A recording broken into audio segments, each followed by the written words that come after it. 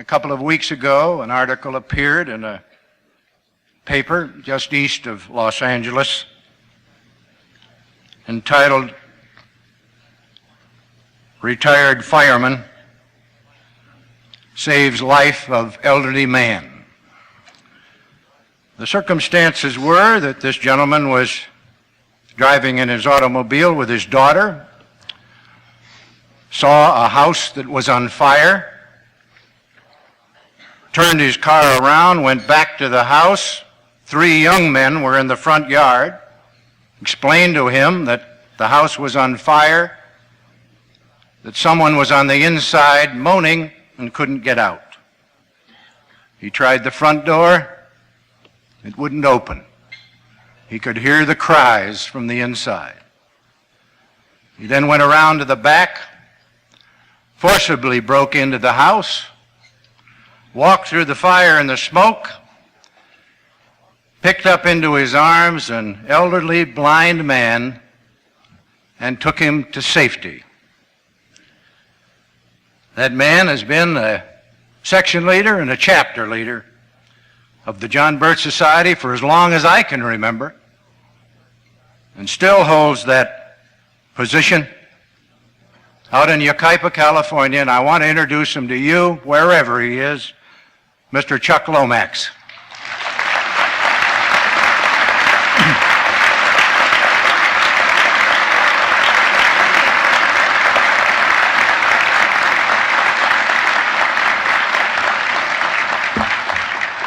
Well, we've been to Taiwan and we've been to Southern Africa, and now we're coming home. And I can't think of anyone, anywhere, at any time, that could give us a better evaluation of conditions here on the home front than the founder and the president of the John Birch Society, Mr. Robert Welch.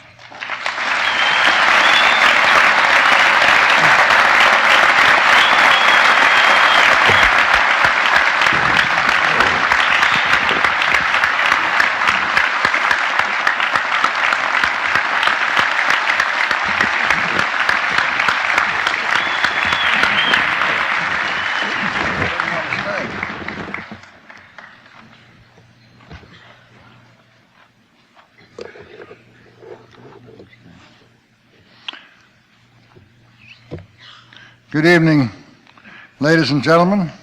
I was going to think up some kind of a crazy anagram, such as victims, invited guests, and I got up as far as about halfway through Big Shot, Birch's invited guests and so forth, halfway through Big Shots. Decided it wasn't worth all the work, so just good evening, Birches and guests. What is the outlook here at home today? For this audience, we're going to take out of that one big question a few related but separate questions and give our answer to each one separately as we go along.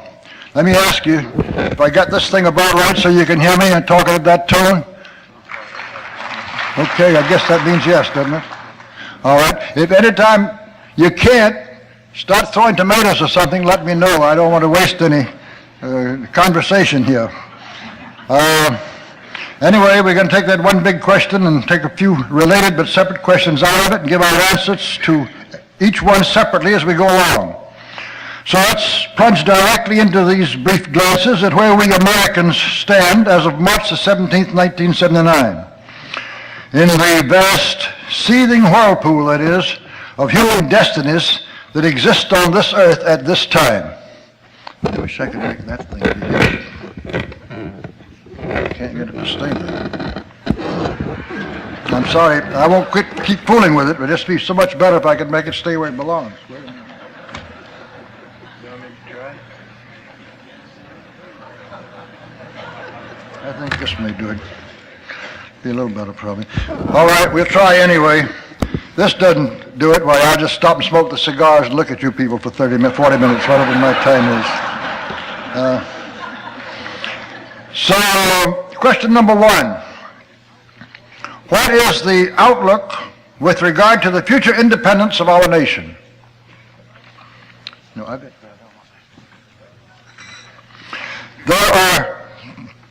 two answers that deserve serious consideration. A, the completely objective answer, as if by some keenly observant visitor from a planet in orbit around the star Alpha Centauri, would be as follows. Your chances are practically negligible. There is a well-entrenched, extremely powerful, completely immoral, utterly ruthless, mercilessly cruel, superlatively cunning, and unwaveringly determined master conspiracy at work to make your whole world communist. The self-perpetuating top inner circle of that conspiracy long ago realized and stated that the last great bastion of capitalism which they would have to overcome was the United States of America. So they set out actively around the beginning of this century with tremendous patience, subversive cunning, and audacious confidence to bring about conditions in and with regard to this country which would cause it to fall like overripe fruit into their communist hands. This satanic program had two main divisions, each of which had many parts. The first division called for the gradual but cumulative destruction of the character of your government, your economic system, your educational standards, all were the traditional features of the American way of life and of the innate character of the American people themselves. The second division called for the rapidly increasing involvement of the United States in all of the wars, insurrections, oppressive horrors, and sociological turmoil that the communists and their bosses could create anywhere on earth at any time. This was partly in order that this same country, which once had been the most cordially admired nation on earth for so successfully minding its own business, should be eventually become the most hated nation on earth for such universal practice of imperialism by the dollar as its substitute for the sword. And the drive, this is still the man from Mr. Alpha Centauri talking, and the drive for destruction of the United States from the outside also took a more substantive form. This was the gradual encirclement of your country by communist military, naval, aerial, and ballistic strength, which could be said to have begun in earnest with all of the help to Castro during the last years of the Eisenhower administration in establishing Cuba as a communist outpost as part of that encirclement, and to have reached its present extremely threatening level exactly 20 years later through the treasonous moves of President Carter to turn your canal in Panama over to your Soviet enemies while making even more dangerous concessions to your Chinese communist enemies in Peking. The combinations of all these approaches from both the outside and the inside to a formal takeover of your government and subjugation of your people has been summarized by somebody among your fellow earthlings in this formula: external encirclement plus internal demoralization plus thermonuclear blackmail leads to progressive surrender. And while that description, that's the end of the quote, and while that description of developments is not entirely accurate, it does give you a sound premonition of your fate, which now grows ever nearer. Or, to be more specific, of that takeover of your nation, gives you an inkling of your takeover of your nation and subjugation of your people, both of which additions to communist power will be consolidated by such extreme and extensive practices of terrorism, torture, and mass executions as to make what happened to the Russian people and then the Chinese people under similar circumstances look mild by comparison.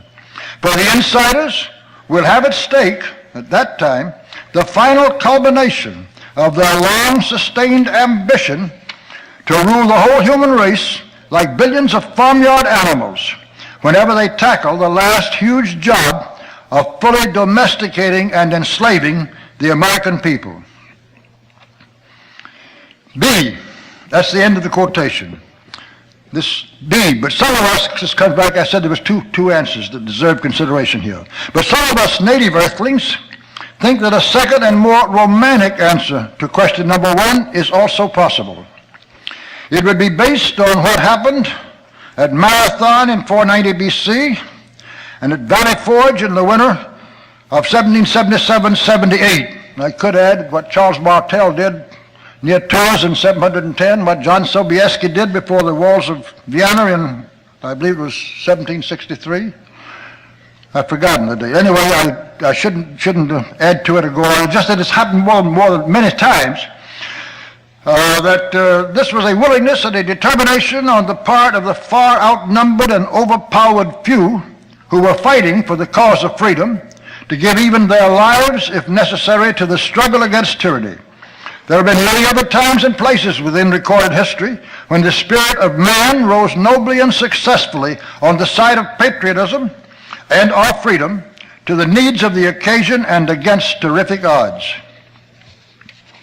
So you never can tell, but your speaker tonight believes that the chance and the opportunity of turning back this whole tide of diabolic vileness and tyranny through the very course that the John Birch Society is now pursuing are worth everything that we can give to the hope of victory, including full support of expansion plans underway with both your labor and your lira.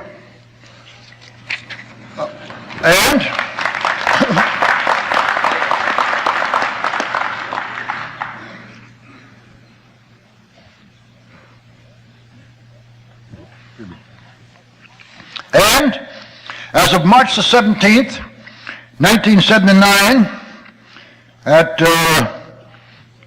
10:30 p.m., I myself am firmly convinced that through the increasing support in every way of the very people in this audience, of tens of thousands of other Birches so very much like you, and of all the new Birches of equal character, your leadership and understanding are going to bring soon enough into the Birch fold. In other words, by making the best possible use of the potential progress that lies so ready at hand, we are going to play a leading role in defeating these diabolic destroyers, which means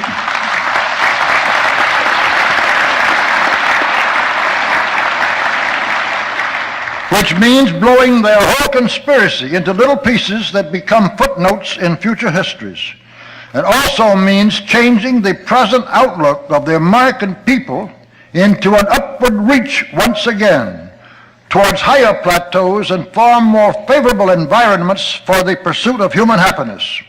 And as soon as enough Americans understand the high cost of such an accomplishment, or that it will not simply occur due to the accidents and mistakes of our satanic enemies, nor be granted us as help by the grace of God when we have not even begun to help ourselves enough, if and when we can create that much knowledge, motivation, and deep determination in the minds of only a few 100,000 patriotic American citizens, we shall be visibly on our way to victory. And all I'm trying to say here is that it can be done.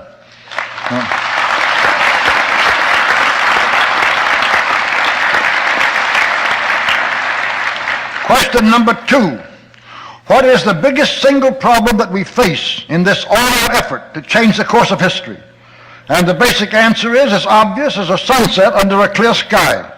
For a vast majority of the American people belong to that category described by the 115th Psalm in these lines, quote, "Eyes have they, but they do not see. They have ears, but they hear not."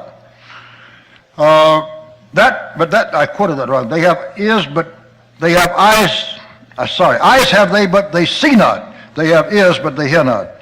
But that comprehensive conclusion breaks down into many different reasons why most of our fellow citizens are so reluctant to admit, even to themselves, that the danger closing in on all of us today is as drastic as some of us keep shouting from the housetops. And some of those diverse reasons deserve considerable attention. A, one such excuse for apathy is by no means a particularly American trait. In December of 1946, I spent 2 weeks in England and 1 week again in February of 1948, primarily to study at first hand what the communist-infested Labour Party was already doing to that country. On both of those visits, I was royally treated by 2 different British candy manufacturers, one of whom, Tom Welch, had become quite a good friend of my brother and myself through the sheer coincidence of our having the same last name. And I still remember a conversation with him very late one beautiful afternoon when he and I were walking peacefully together through the campus of Cambridge University along the low bank of the Cam River, from which both the city of Cambridge and the university got its name several centuries ago. "Gee, Bob," Tom said to me, "I wish you would not stay so continuously worried about the communist danger. It is something to be watched, of course, but we'll be able to handle it and to accommodate ourselves to its political activities and demands without upsetting the British strength and traditions. We'll simply muddle through it all satisfactorily as we have in so many other disturbing situations of the past," unquote. And it was a hopeless task on my part to try to tell him that he was whistling in the dark. There were many parallels in the British picture then with what our country is facing today. Clement Attlee, as head of the British Labour Party, had been made Prime Minister by the general elections in July of 1945, so the British government had set out at once to nationalize the coal, gas, electricity, communications, and transportation industries, plus all other large commercial operations in due course. Well, while up front on this agenda was the plan to establish a complete nationwide system of socialized medicine, which was actually put into effect in July 1948, thus ending fast and forever the once great British medical service. All this drastic transformation of the British economic political system was proclaimed, of course, by Mr. Attlee and his associates, accomplices, and dupes as being undertaken solely and entirely for the people's good. It was necessary, he said, quote, "to work out a system of a new and challenging kind which combines individual freedom with a planned economy." That's like wooden iron or hot ice or I don't know what. "And democracy with social justice," unquote. Further along in the same piece of propaganda, he warmed up quite a bit, with fuel obviously supplied out of the cinder box of the Fabian Society. Quote, "Even a reformed and liberalized conservatism," Attlee sadly explained, quote, "which nevertheless bases itself on class inequality, private ownership of the means of life, and the supremacy of the profit motive, makes no appeal to a generation that has seen what a nation can accomplish when everything was subordinated to the common good," unquote. Unfortunately, Mr. Attlee was completely wrong about the most elementary laws of both economics and psychology. In only 5 years, his policy of more and more government with less and less individual responsibility had brought the British to living under an increasing scarcity of everything, and they didn't like it a bit. So in just one more year, or in the general elections of 1951, the Labour Party was thrown out, and the Conservatives returned to power. So-called Conservatives, you understand. It's what the kind they've had in England for a long time. But such tremendous damage had already been done to the former established mechanism of free enterprise, and the move towards socialism had already come so far, with so many people now dependent on government largesse, that any real return to sound principles became more unlikely or impossible every year, with the almost incredibly tragic results that are always brought about in any country by such heavy brakes of socialism being imposed on all the wheels of production and distribution, especially when there are already at work within that country so many highly placed agents of a conspiratorial cabal whose very purpose is complete destruction of its whole way of life. Now, that kind of vicious and incessant undermining and destruction was not something that even England could just muddle through. Instead, it produced with patient guile and gradualism the industrial horror of crippling strikes, worn-out machinery, and shoddy labor, the application of government decisions and controls to every aspect of commercial activity, the grimy stultification of both the physical and spiritual environment for daily life, and the even more pitiful feeling of despair about the future. These conditions have all become the hallmarks of advanced socialism in once prosperous countries that the communists are readying to take over. And what makes this tableau worth so much of our attention is that Jimmy Carter's scrambling up to the pinnacle of political power here in 1976 put the United States in so closely parallel a position with regard to practically all of our domestic affairs to the one that had befallen England 31 years before. The one big difference is that, for many reasons, the top insiders of the master conspiracy felt both able and impelled to move a great deal faster now in fully socializing. The time ratio has changed there somewhat. In fully socializing the United States than they had felt was necessary in the case of England.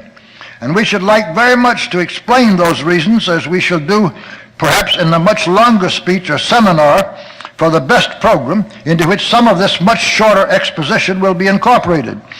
For we do not know what we're talking about, if you'll pardon my saying so. After returning from that second trip to Europe early in 1948, your present speaker put very considerable study and work into the preparation of a compacted little talk entitled A Businessman Looks at England, because we were so obviously going on, being pushed down exactly the same road as were the British, and only at that time about half a generation behind them. So during the next 2 years, which was a whole decade before the John Birch Society was even founded, I gave that speech approximately 300 times to service clubs, chambers of commerce, medical societies, and miscellaneous other audiences. The only point about it that we can stop for here is one of the answers to question number 2. And even to put that answer in proper perspective calls for a bit more background. For there was a small percentage of the British themselves who could have told their fellow countrymen the real significance and purpose of what they saw happening in 1945, but too preponderant a majority of English people preferred to remain indifferent and apathetic while trusting in their ability to muddle through any crisis that might arise. So Attlee was thrown out in 1951 as a result of the first reaction of the British voters to the personal inconveniences of actual hardship he was causing them.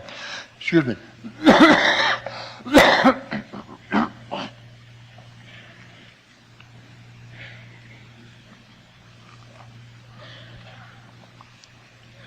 But it was done. They threw him out because they didn't like what they were having to live through. It was done without any real understanding of what was afoot at all, or of how diligently and cleverly the drive towards socialism would be continued regardless of who the prime minister happened to be. And this was especially true if, as the insiders had so carefully planned, the new prime minister for the next 4 years turned out to be one of the most consistent, cunning, and self-serving arch-traitors to his own country and to his whole civilization in all human history, whose name was Winston Churchill. Your speaker is well aware that this statement may seem like dynamite, or may be to some of you. It will be followed in a few minutes by perhaps some more dynamite, also of the kind that we've generally avoided using up until now, because such exposures would do more harm than good to our cause. But, my friends, the time and circumstances have now been reached in this globe-encircling conflict where we must use our weapon of truth whenever its effectiveness will be worth the emotional cost. Also, the cumulative total of known facts about Churchill's whole career is now too conclusive to admit of any doubt as to where he stood, except by those who have eyes but will not see. So we move on quickly to the only reason why we brought Churchill's career into these paragraphs at all. It is that his service to our communist enemies was almost entirely through his subtly treasonous activities in the realm of foreign affairs, which can be approached most directly by quoting his own statement in a blithe reply to some well-justified criticism very early in his first term as Prime Minister back in 1942. I did not become the King's first minister, he said, sarcastically, in order to preside over the liquidation of the British Empire, unquote, which was, nevertheless, exactly what he seemed to be planning at that very time, and it was what he actually did in later years until he had become, probably, the one single man most responsible for making Great Britain no longer great. The point we are trying to present is that even after Churchill brought his piecemeal geographical surrenders to communism in line with Attlee's ideological surrenders to socialism, and both processes continued regardless of who was in what office, the British people still failed to grasp the significance of what was taking place or pretended even to themselves that they did not understand, which was just as bad or worse. And with that lamp of experience to guide us, which is the reason why it's important enough to bring all this out here, and with that lamp of experience to guide us, even so near at hand, the American people should learn enough to save themselves from exactly the same fate. But so far, even with Jimmy Carter doubling up on the doses we are swallowing, by simultaneously helping the communists to subjugate our anti-communist friends everywhere abroad, and helping their socialist agents in every subversive attack on the Americanist system here at home, the vast majority of our fellow citizens think or pretend to think that the whole development is just a manifestation of natural leaning to the left by unprincipled politicians who see that course as the easiest way to get themselves elected and reelected. So we still must answer the question at hand by saying that our biggest problem today is to get enough patriotic Americans to face up to the obvious facts, which means to realize the size and strength and cunning and purposes of the master conspiracy whose every scheme and word and deed is aimed at destroying our total inheritance. And our job is made tremendously harder by the circumstance that almost nobody else will even mention the word conspiracy for fear of being smeared, as the John Birch Society has been for 20 years by enemies so frightened at the possibility of being fatally exposed. B, another excuse for the apathy we have been talking about is the bribery by the government of the people with their own money. This form of seduction is more effective as to the number of voters reached near the huge bottom of the social and economic pyramid. For the proletariat in any democracy cannot understand and does not want to believe, for instance, that the supposedly free medical service supplied them by government in the long run costs them at least twice as much and is never half as good as the average of benefits that would be provided them by a free enterprise economic system. Or that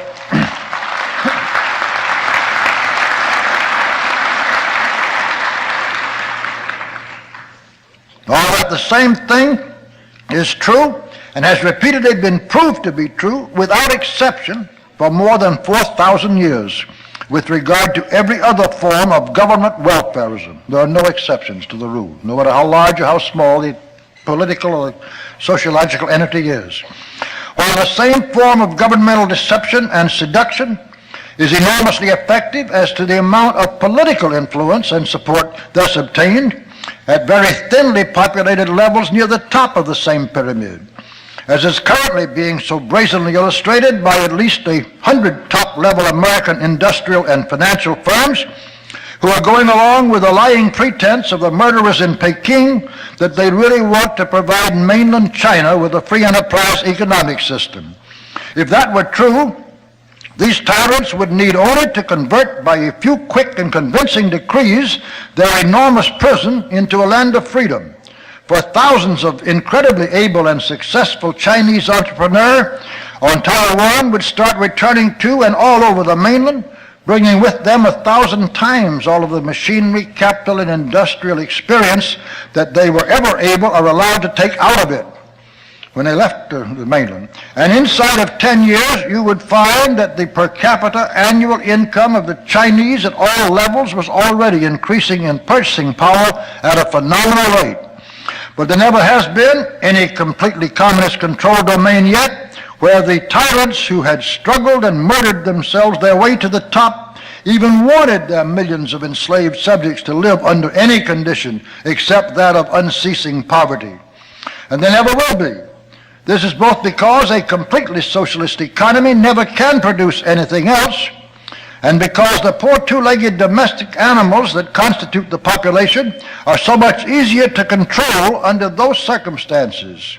The conniving tyrants at the top periodically come out with great schemes and promises for fabulously improved living conditions, as Lenin did, for instance, with his new economic policy, as Stalin did with his phony 5-year plans, and as the Peking champions of cruelty are now doing with the promise of industrial progress to be financed and guided by American business interests. The chance that all of the motions now being carried out by Peking, Washington, and Rockefeller Center will enable the red Chinese to lift their living standards one iota above whatever slight increment is actually paid for by American companies is about on a par with the likelihood of Jimmy Carter's joining the John Birch Society. But that causes no loss of sleep on the part of these bankers and industrialists, because they will enjoy a very huge and profitable volume of business by going through these motions anyway. All their investments in equipment, labor, and services will be taken care of by the American taxpayers through loans to the Chinese government by our government, or as guaranteed by our government, which loans will never be paid. And I mean never. And these big money moguls will have put themselves in a very favorable position with the insiders of the master conspiracy in connection with whatever future circumstances may arise. So they're certainly not going to admit any real understanding of what is taking place or support any intelligent opposition to it. That leaves the middle of the American social pyramid, where we still ought to be able to find some awareness of the destructive forces at work and some opposition to them. But there also we find that even the American middle class is being acquiescently bribed with its own money through a dozen different channels into a happy compliance with the expansionist policies of federal, state, and city governments. I had right here quite a story of what's happening in Massachusetts right now that proves that thing. Oh, it's incredibly what it's done. Actually, an apparent attempt to cut $500 million off the budget before they get through. The middle class, accepting phony nonsense as substitutes, are going to find that they increased it by about $300 million for the budget for the state. But I can't take time to go into it at all. This man, I don't know what he might do to me if I try to go over more than half an hour. Of course, I may go over an hour anyway, according to my time. But anyway, there are several. I'm sorry, I'm having trouble with my voice because I'm trying to talk too fast. If you'd excuse me.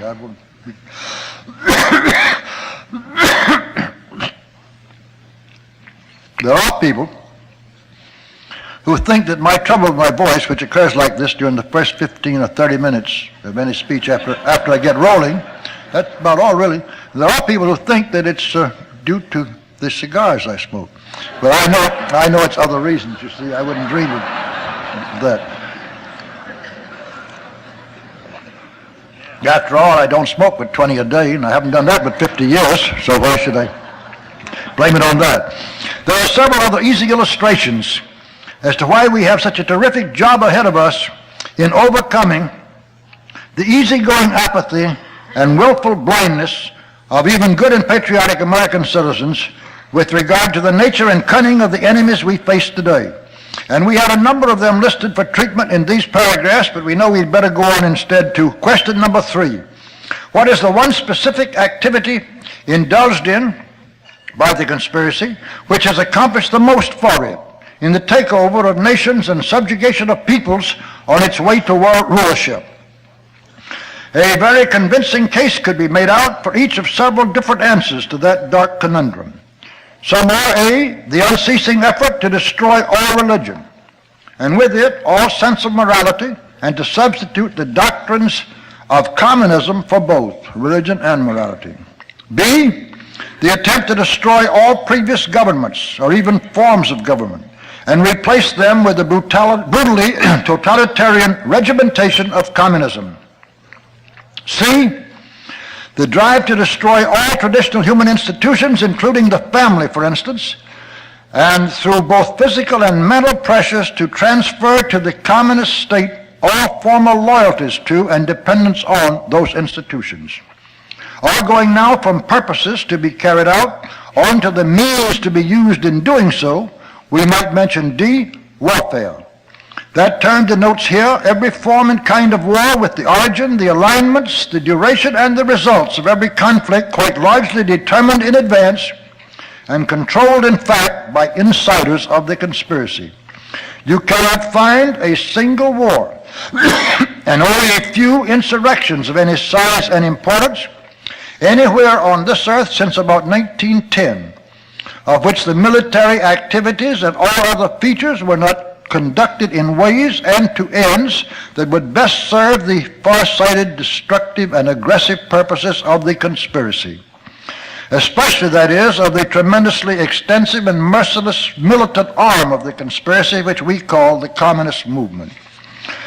Or one of the means named could be, means for doing all this, money. And money, as remarked today at our meeting, wasn't what it used to be for any purpose as any kind of a tool, but it is still, even when it's being debauched and messed up, it's still a powerful weapon. It's been one of the most powerful weapons of the conspiracy. Money. During the past 40 years, the top inner circle of this now worldwide conspiracy has used astronomical sums of America's money alone, just America's money, all over the earth, for exactly the opposite reasons and purposes from those which were so continuously and falsely fed to the American people to explain what was taking place. In fact, it was primarily through such fabulous misuse of America's financial resources that the insiders were able, by 1942, and increasingly thereafter, to make the United States government the most powerful single force in the world for bringing about the advance of communist rule over new dominions and for maintaining those tyrannical regimes which had already been established. And one subsidiary purpose of this mighty reach by our government into thinly disguised but universal support of communist aims and activities, a subsidiary auxiliary purpose, has been its aid to the massive debauchery of our own currency, which other pro-communist measures here at home were already making inevitable. Finally, in this series,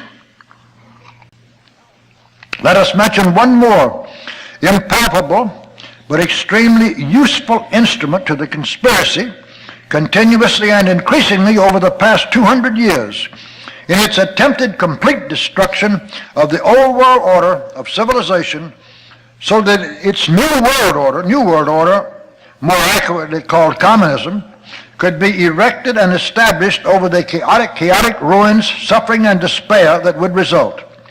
And the name of that instrument, the last one in this list here, is hatred.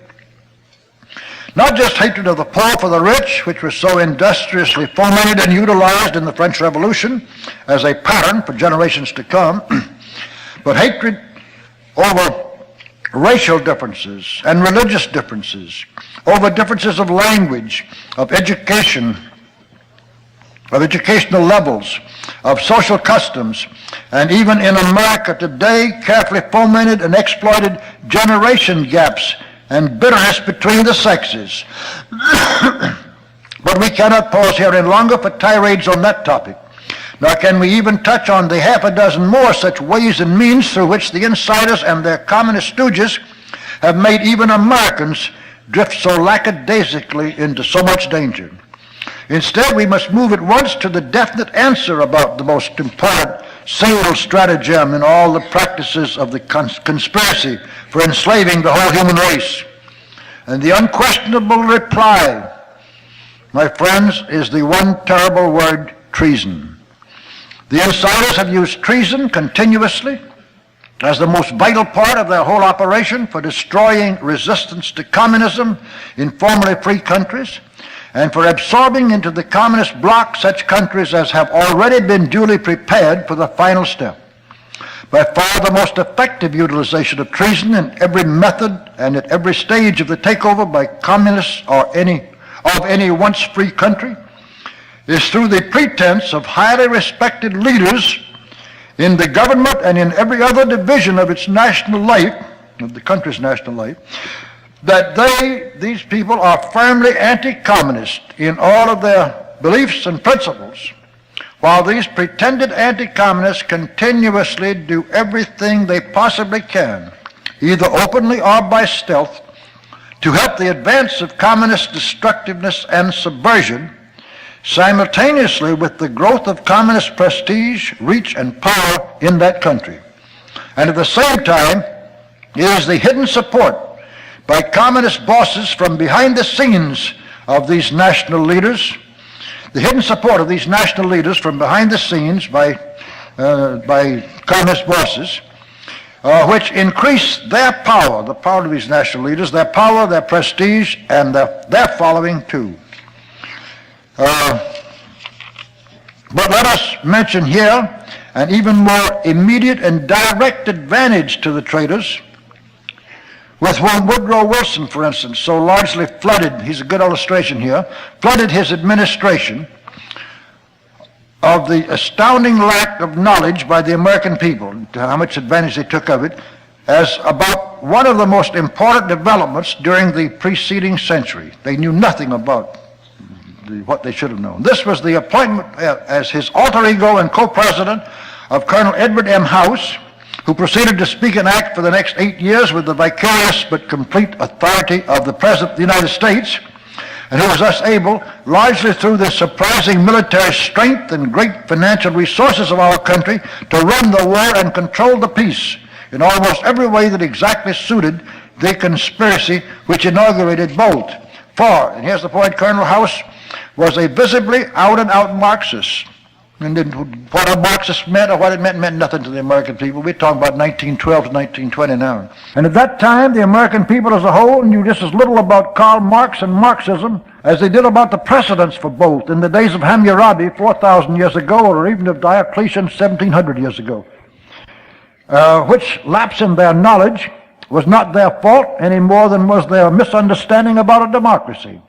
Both were caused by the fact that the publishers and authors alike had already been having to slant their history books strongly to the left, especially by omissions, in order to give them any satisfactory sale or acceptance for use in American schools.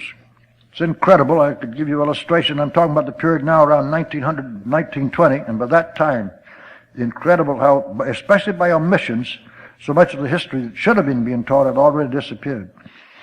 That development was a very early and important success in the massive program of the conspiracy, whereby our public school system has now been converted so largely into a propaganda agency of our federal government, which agency soon became increasingly used for brain-curdling successive generations of American youth into a favorable attitude towards Marxist socialism and even communism itself, while also doing everything it could to destroy the morals and the total character of these youth as well. We are talking, however, about treason in high places, and your speaker finds it a very sad duty even to have to use that word about any president of our country. But I recently read a letter written on my behalf by one of my personal assistants, Wilma Mann, who is, I believe, probably in this audience tonight. And that letter ended with this sentence. We, quote, "We must constantly remind ourselves and others that enslavement by degrees is no less enslavement, and that sustained and intelligent opposition is the only way to stop the traitors in their tracks." End of quote.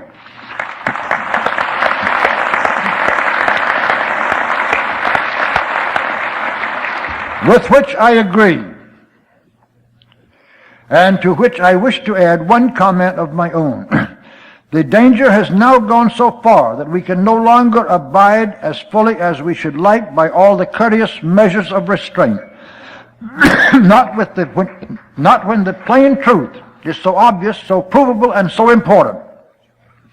So here is the frightening fact. Since 1913, and despite 2 or 3 brief or partial early interruptions in the White House itself, the United States has suffered from a more cumulative, more powerful, and more determined series of traitors in its highest offices than any other nation in human history.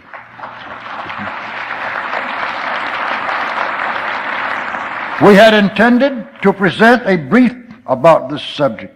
In fact, it was all written in this speech, but I didn't even try to bring it. I knew I couldn't get that in. But to that subject, this speech. But since there is not enough time left, we'll jump ahead to Jimmy Carter as now the most important exhibit in this series. And the best we can say about him is that he would have made Alcibiades look like a loyal Athenian patriot and Nero like a wonderful, kind, and noble emperor of Rome. In fact, In fact, we thoroughly agree with Ben Stein's splendid article in the March 4th issue of the Los Angeles Herald-Examiner, where he showed how Jimmy Carter, as President of the United States, had tricked and betrayed several of the highest-ranking, ablest, and most patriotic anti-communist Iranian generals into meeting with Khomeini for a conference. And they didn't want to. They wanted to go ahead and have a coup and get rid of him, do what was done in Chile with Allende. And Carter persuaded them that let America run the show and everything would be all right. So they went to a conference with Khomeini. And he immediately, as soon as they got there, he took them all up on a roof and had them shot, and then had their bodies hung on meat hooks in downtown Tehran. And these were all fine, wonderful human beings, patriotic to their country and everything else. And we still agree with Stein, the man who wrote the article, when he said that Jimmy Carter killed those men as surely as if he had commanded the firing squad.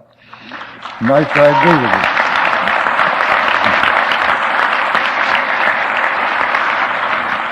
But even these cold-blooded murders of extremely faithful anti-communist friends and allies who trusted us did not constitute so sordid an act of high treason as Carter's attempt to turn our canal in Panama over to our communist enemies, or his slimy concession to the butchers of Peking at the expense of our marvelous friends on Taiwan, nor for that matter did it begin to equal for massive cruelty the betrayal of the Cuban patriots who sacrificed their lives because they trusted us in John Kennedy's heartless handling of the Bay of Pigs episode.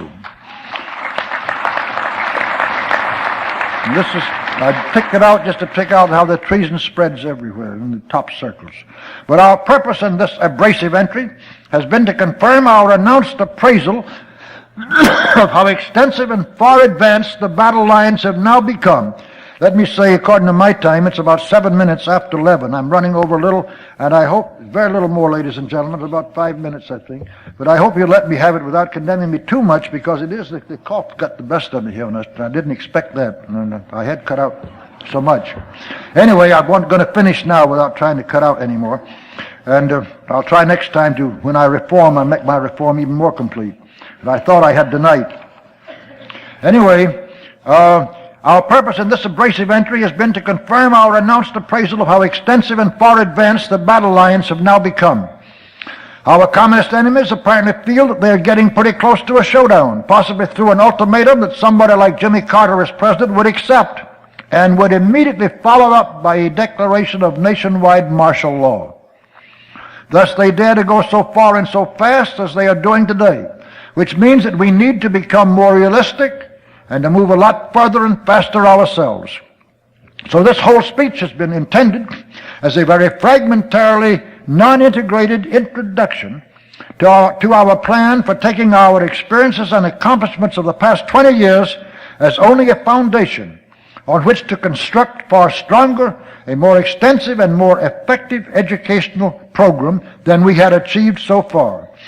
Just one huge step in that undertaking, out of many others that we are contemplating for the future, is the formation now underway of the Welch Educational Service Team. It will consist of a few hundred voluntary captains all over the nation to be of tremendous help to our field staff in one specific function, much as our section leaders now help our coordinators in so many organizational duties and other particular activities. In the beginning, anyway, this service team will have no connection with our Speakers Bureau or the very small special seminars that Jack McManus, Chuck Armour, and now 2 or 3 others have been putting on so successfully for the last several months, or with any other part of our already established educational activities, although, of course, some integration may occur later. But the new service team's sole function will be in connection with a huge number of public 3-hour seminars which we hope will have audiences of 100 to 300 each, even in the beginning. And the whole activity will be known for convenience as the BEST program. That always capitalized middle word BEST is an anagram, of course, formed from the first letters of the Welch Educational Service Team. But it was also chosen, naturally, as a constant incentive to everybody concerned to live up to the requirements of so descriptive a name. The first 2 seminars in the BEST program have already been scheduled, respectively, for April 7 in northern New Jersey and April 14 in western Pennsylvania. Others will begin to follow immediately with, we hope, increasing frequency, size, and success. What you've heard tonight was a necessarily scattered selection of fragments from what will become a carefully organized presentation about 3 hours in length, which nobody will be asked or expected to attend for pleasure or to be entertained. We shall stress instead to every good citizen we can reach, or you good members can reach for us, that spending time and money to attend a best seminar is a patriotic duty in order to obtain a better understanding of the horror so imminently ahead of us and of what we must all do about it. What our staff and our membership have accomplished over the past 20 years against such terrific odds in holding back the progress of so much treason, so rampant all around us, is far more than even our members realize or remember. Here are just 5 quick but major illustrations out of probably 200 we could give you. And much to the amazement and disappointment of our communist enemies, today we Americans still have our guns, we still have our private automobiles, our freedom of speech, our reasonably independent local police forces, and a decidedly effective contempt for the 100% communist United Nations. To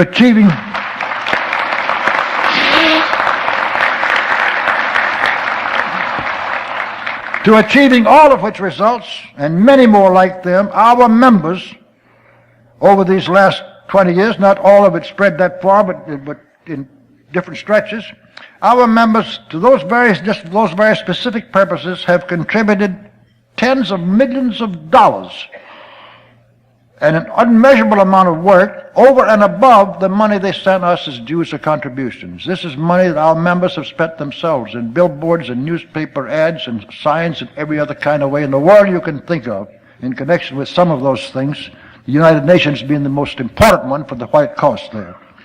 They try to show what the United Nations was. All right, but the lines of approaching bondage are now being tightened more and more about us every month.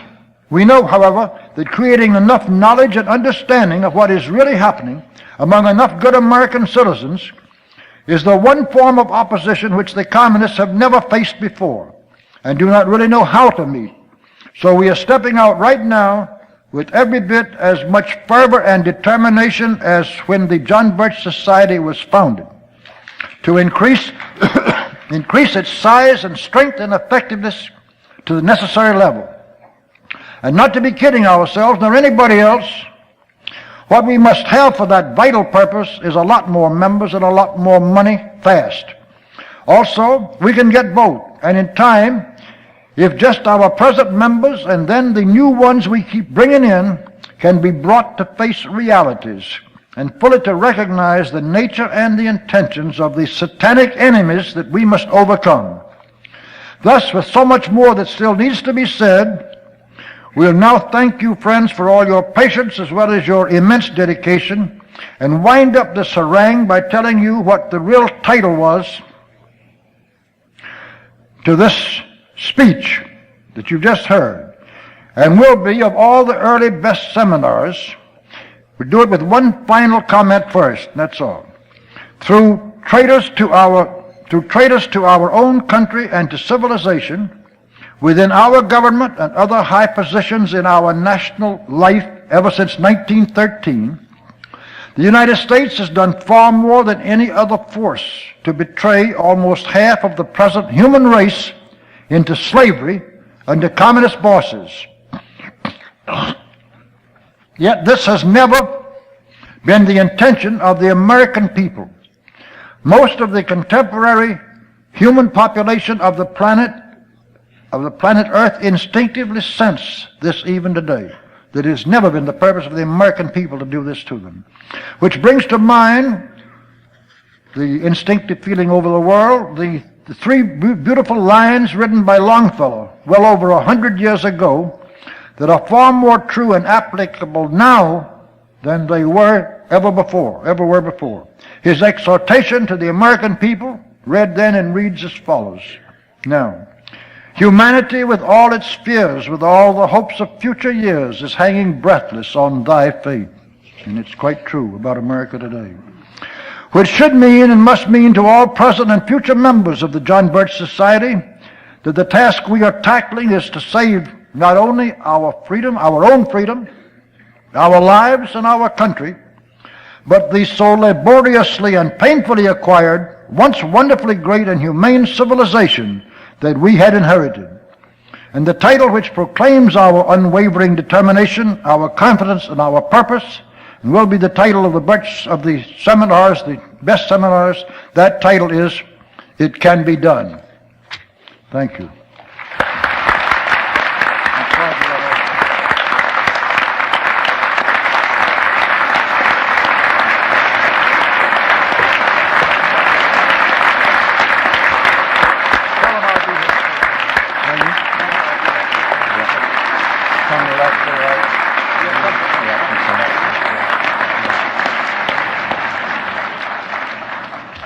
Thank you, Mr. Welch. We all love you for what you started at the age of 59. We love you at 79, and we'll love you even more at 99.